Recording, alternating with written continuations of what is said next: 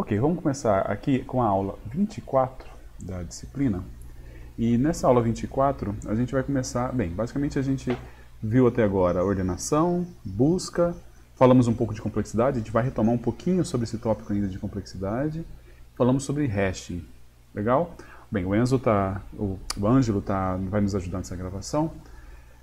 Então, esses tópicos que a gente viu agora, eles de certa forma estão meio que relacionados e tal, só que no final da disciplina a gente vai começar a trabalhar com uma coisa mais geral, que é projeto de algoritmos. Tá? Projeto de algoritmos por si daria para fazer uma disciplina, a gente poderia usar uma disciplina inteira para falar sobre isso, então a gente não vai ter muito tempo para se aprofundar, só que é interessante que vocês saibam o que é, como é que funciona, e principalmente conseguir identificar o que é cada uma dessas coisas, tá?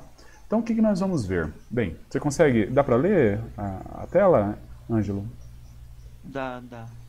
Então, nós vamos começar aqui. Olha, falar primeiro o que é paradigma de projeto de algoritmo, né? É uma maneira de você tentar resolver o problema. Então, basicamente, o que funciona? Tá, no começo da disciplina, se eu falasse para você, olha, nós vamos resolver um problema que ele é O de 2 elevado a n em tempo, a gente vai resolver ele em O de n ao quadrado, só que a gente vai, para resolver em O de 2 elevado a n, a gente precisava de O de 1 em espaço. A gente vai resolver ele em O de n ao quadrado no tempo, mas a gente vai precisar de O de n ao cubo em espaço. Bem, você entende o que eu quis dizer, Ângelo, eu espero. Eu acho que sim. Então, mas aí que tá, mesmo que não tenha entendido todo nos pormenores. A parte da disciplina é você se introduzir nesse tipo de jargão, nesse tipo de palavreado, vamos dizer assim. Você fala, o negócio é quadrático, não, o negócio é exponencial. Outra maneira de falar eu tenho um problema que ele é exponencial no tempo e constante. Eu tenho um algoritmo que ele resolve exponencial no tempo, mas ele é constante no espaço. Só que eu achei um jeito de resolver ele sendo quadrático no tempo, mas cúbico no espaço. Isso daí provavelmente é uma coisa que antes, no começo da disciplina, talvez você não sequer fazia ideia do que eu estava querendo dizer com isso, e agora você já tem um pouco mais de fluência nesse tipo de discussão. Vai acontecer a mesma coisa aqui. Então, na verdade, o que a gente vai falar, por exemplo, vamos falar o algoritmo guloso. Sempre que a gente pega um problema e tal, a gente fala assim, tenta resolver isso daí usando um algoritmo guloso. Tá, isso normalmente deveria ser o suficiente para saber o que a pessoa quer dizer. Resolver para um algoritmo guloso significa uma coisa específica e a gente vai tentar entender o que é isso. E aí eu falo assim, não, isso aqui é uma estratégia gulosa para resolver o problema, tá? Ou tentativa e erro. Tentativa e erro parece que você vai ficar tentando e errando, mas não, tentativa e erro também tem um significado específico. Olha, eu resolvi isso daqui por tentativa e erro. Ah, tá, então beleza, então eu sei o que você fez. Ou, cara, o único jeito de resolver esse problema é por tentativa e erro. Ou divisão e conquista. Então, uma parte a gente vai tentar entender o que significa cada um desses termos separados e tal, e tentar ver como é que a gente pode usar essas ideias para resolver alguns problemas novos, tá? Eu vou tentar, o máximo possível, ilustrar com o que a gente já viu, com os problemas de ordenação, de busca, de hashing ou mesmo árvore, mas a gente vai ter que introduzir alguns problemas novos aqui também, tá? Tudo bem? Tudo bem. Desses todos aqui, o conceito mais importante de todos, cara, que a gente tem que entender e tem que saber é o conceito de recursão, tá? A gente viu recursão, a gente fez algumas coisas recursivas, só que no que a gente fez das coisas recursivas, basicamente a solução recursiva era apresentada e meio que você tinha que entender por que aquela solução recursiva funcionava.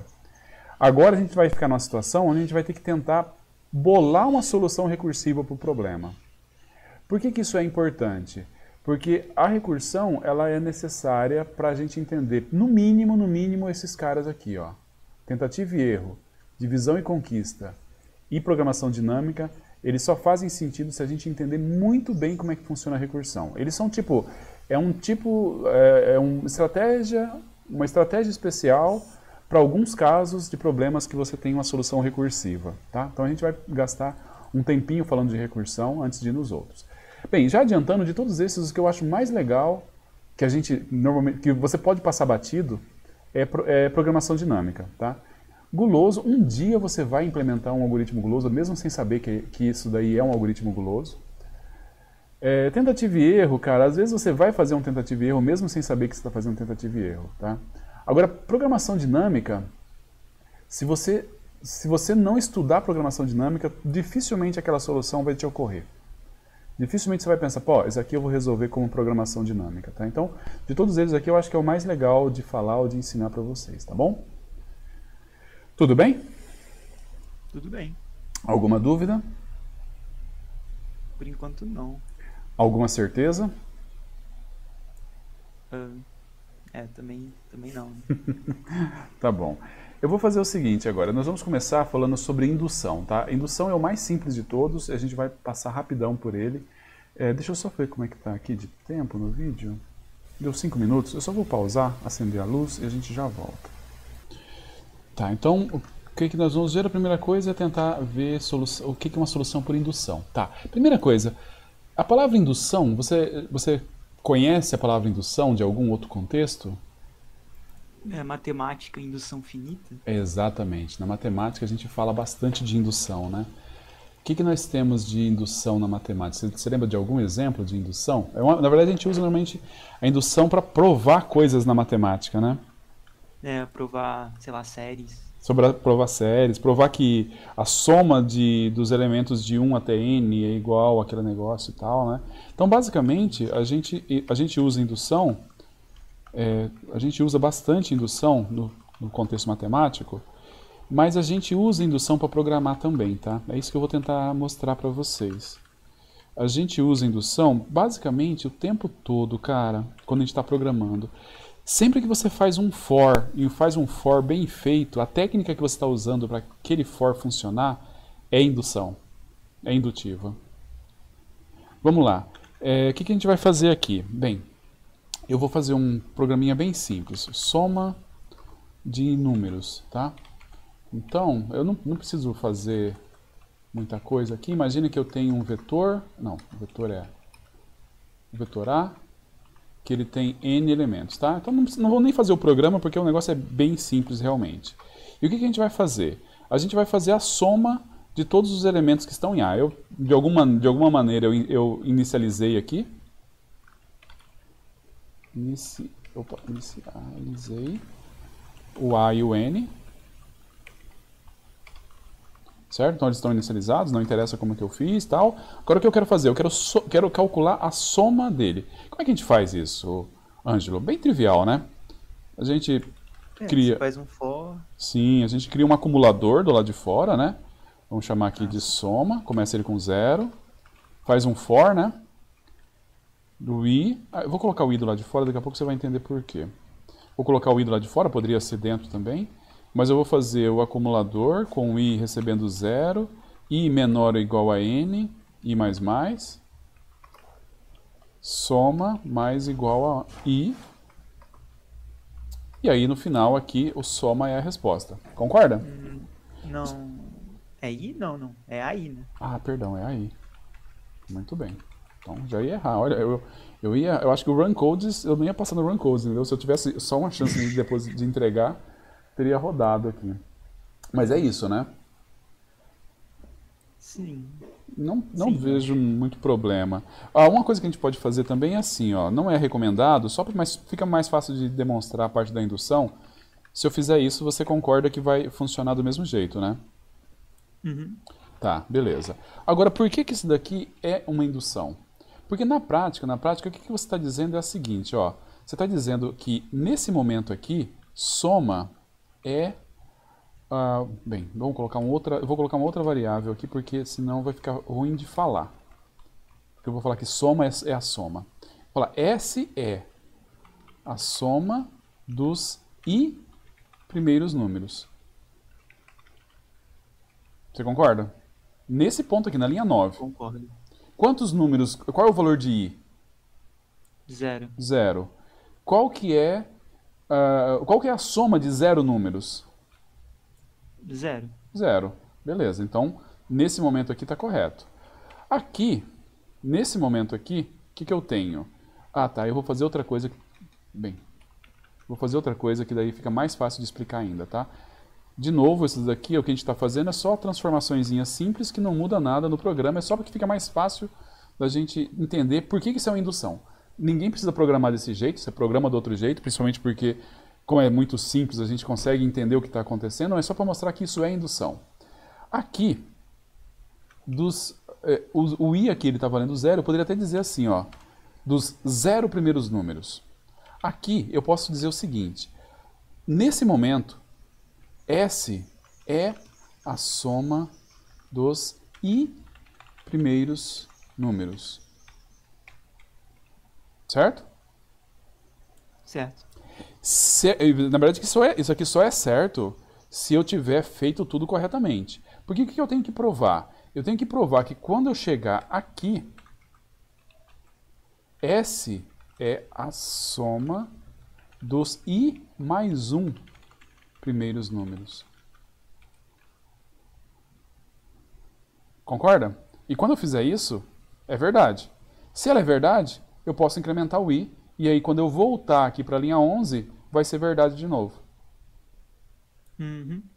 Então, esse pensamento aqui, que é chamado de pensamento indutivo, fala que o S vale no começo. No começo do laço, o S tem que valer. O S é a soma dos 0 primeiros números. Fala aqui no começo do laço o que vale para o I, um I genérico. Agora eu não sei mais se eu estou no primeiro passo, se eu estou no iésimo passo.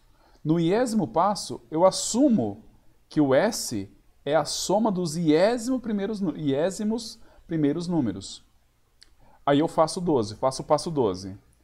Agora eu sei que se o passo 11, se a frase 11 ali, a afirmação 11 for correta, e eu executei o passo 12, a afirmação 13 está correta. Concorda? Concordo. E isso é indução, né? Não é assim que a gente prova na matemática lá também? O exemplo clássico é a soma de 1 mais 2 mais até n é igual a n vezes n menos 1 sobre 2. Como é que a gente prova isso? N mais 1, né? Mais 1. Opa. N mais 1 sobre 2. Como é que a gente prova isso? A gente assume... Caso inicial. Caso inicial, certo? Caso inicial ele vale. Depois a gente assume que ele vale para um k, né? Isso. Que é a soma que vai de 1 mais 2 até k é igual... Assume isso, que ele vale para k mais 1. Ele dá k vezes k mais 1 sobre 2. E aí adiciona o k mais 1. Uhum. Então eu vou pegar aquela série, então eu vou pegar k vezes k mais 1, sobre 2, mais k mais 1. E eu tenho que mostrar que isso aqui vai dar k mais 1 vezes k mais 2 sobre 2. Certo? Tem que fazer Vocês devem ter feito isso alguma vez na vida, não é difícil e tal. E é bem isso daqui. A gente mostra que quando eu faço isso, isso daqui vale. E isso daqui basicamente é a mesma coisa da forma original, só que no lugar do n eu estou usando o k mais 1. Essa daqui, a linha 21, é a fórmula original. No lugar do n eu usei k. Essa aqui, no lugar do n eu usei k mais 1. Então, essa é a prova por indução. Certo? Essa é a prova por indução. Isso daqui é programar por indução também. Cara, na verdade, a gente faz isso daqui o tempo todo. Se você fez um for bem feito, toda vez que você faz um for bem feito, você usou pensamento indutivo. Às vezes demora para cair a ficha de o que você está fazendo, e às vezes o for não funciona porque você esqueceu de fazer alguma coisa do seu raciocínio, mas internamente você está fazendo um raciocínio indutivo. Tá? O que a gente vai fazer agora? No próximo vídeo, a gente vai ver um algoritmo de ordenação e olhar esse algoritmo de ordenação do ponto de vista da indução. Tá? Deixa eu parar aqui.